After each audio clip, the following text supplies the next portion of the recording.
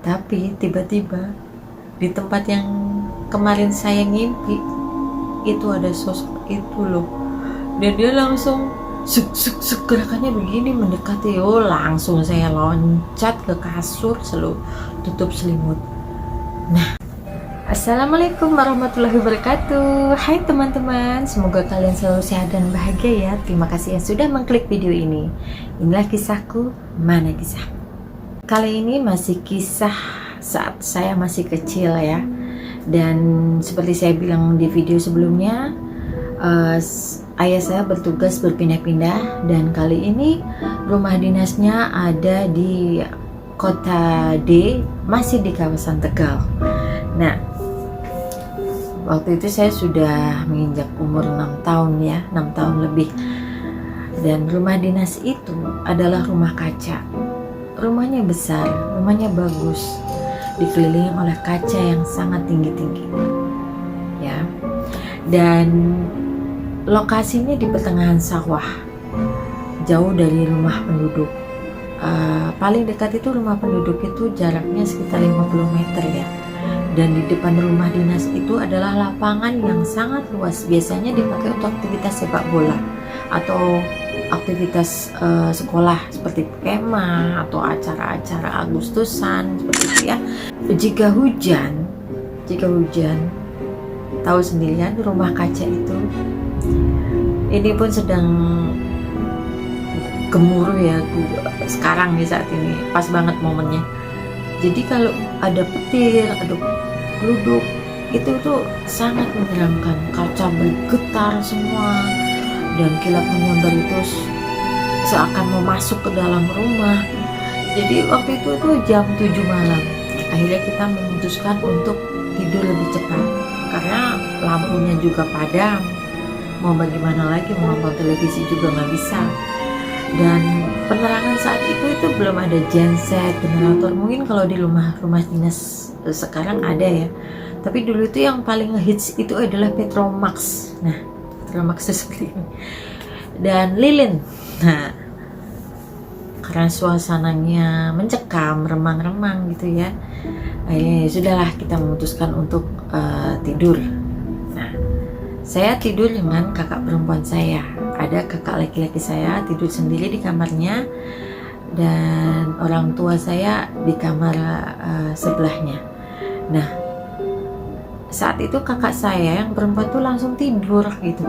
Sedangkan saya itu cenderung malah nggak bisa tidur karena suara berisiknya ini gitu kan, petir gitu kan. Nah, akhirnya setelah agak reda, terdengarlah itu suara kodok yang khas kan, dung gitu. Kalau kalian tinggal di desa pasti tahu.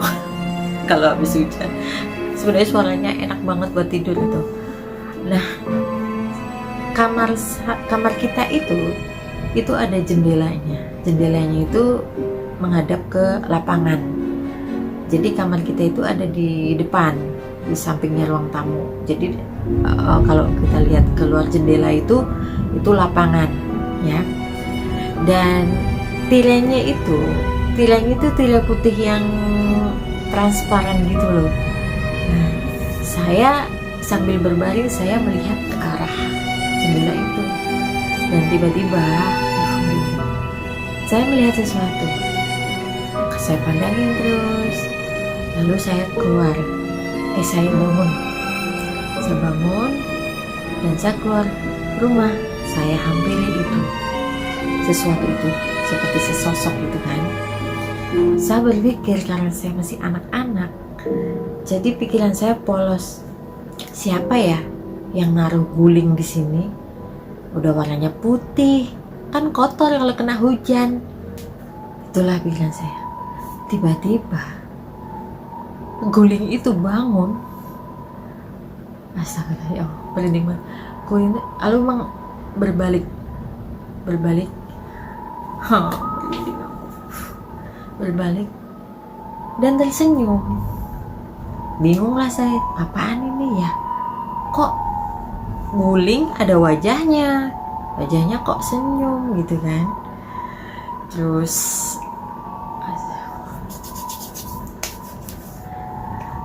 Lalu tiba-tiba saya membuka mata. Oh, ternyata saya mimpi gitu. Tapi mimpinya seperti nyata. Ya karena saya masih ngantuk, saya tidur lagi kan. Nah, keesokan harinya saya ceritalah sama kakak perempuan saya. Dan kakak perempuan saya bilang, kamu tuh ngimpi Pop.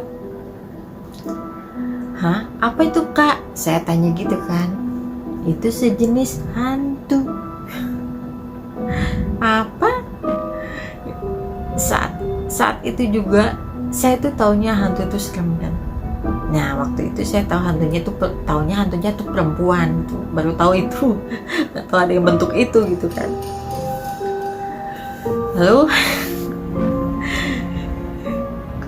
karena takut, malam berikutnya saya iseng anaknya, pemberani tapi takut gitu ya.